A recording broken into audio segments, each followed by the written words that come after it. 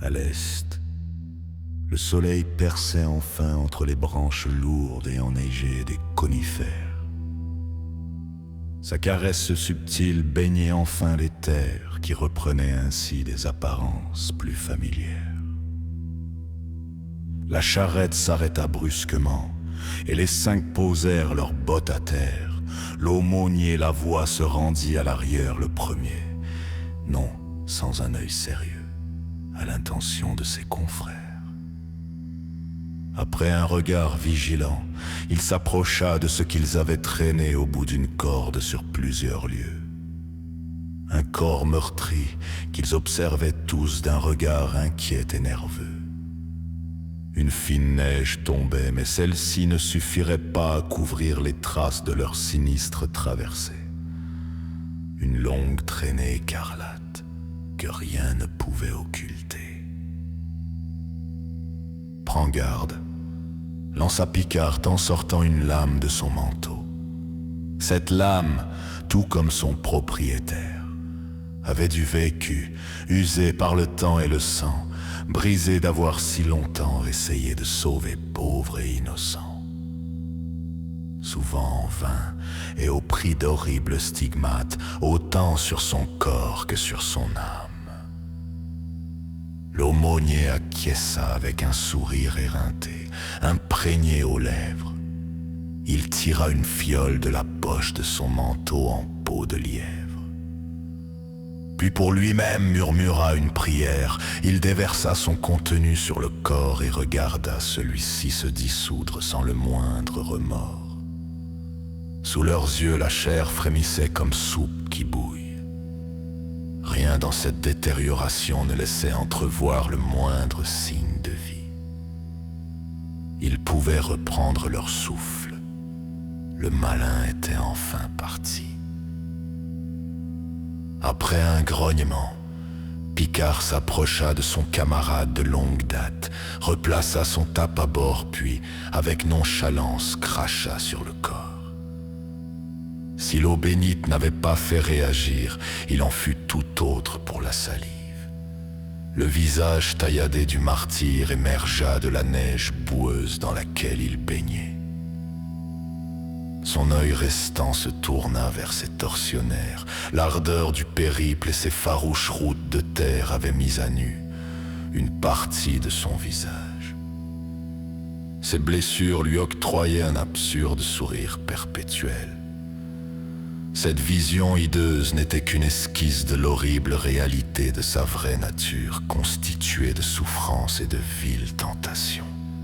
« Tu es bien aise de ce genre d'outrage », cracha le blessé d'une voix empreinte de rage. En silence, les 5 formèrent autour de lui un mortel entourage.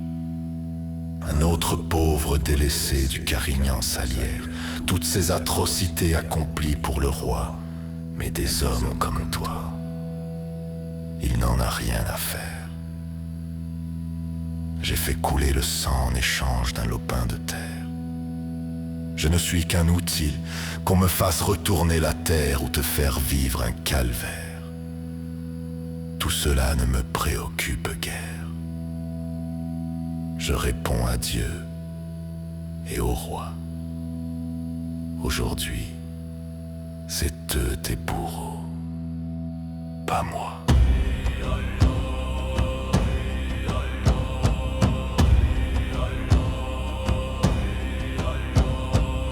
Les 5 braves de Saint-Ciboire. Une histoire des berceuses occultes, inspirée de la légende de Rose la Tulipe, diable à la danse.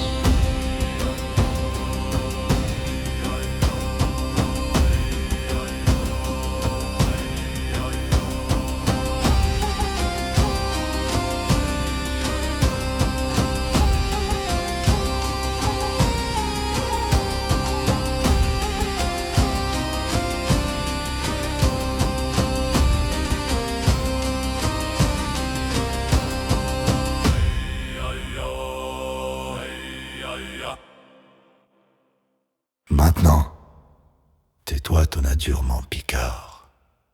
Tu ne voudrais pas avaler tes dents. Tu sais comment tout cela va finir, mais inutile d'en faire un exercice souffrant. Ne me force pas à sortir mon chapelet. Ce qui en suit est toujours très laid. Le Vallon, qui était de loin le plus jeune d'entre eux, détacha l'une de ses charges de poudre noire qu'il portait en bandoulière. Pour sa part, il ne comptait pas étirer le supplice plus longtemps, mais enterrer au plus vite cette horrible affaire. Il s'apprêtait à charger son fusil à pierre, lorsque le diable reprit la parole d'un ton austère. Ah, triste homme d'église, tu le sens au plus profond de tes viscères et je le vois dans tes yeux de misère.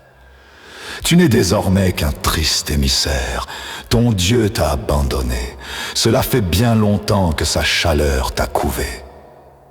Ces paroles furent suivies d'un long silence. Amusé, l'étranger les observait tour à tour de son regard empreint de démence.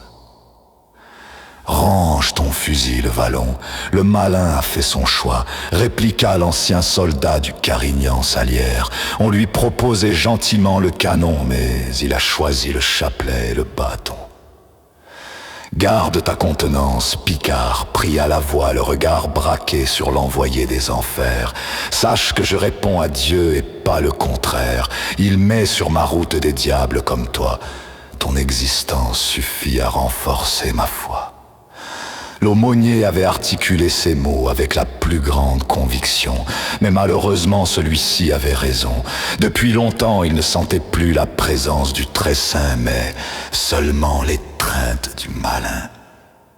Il en avait trop vu, il en avait trop fait. Sa conscience était imprégnée de sang, et ses blessures ne pouvaient être soignées par aucun pansement. En vérité, il en avait assez. Tout simplement.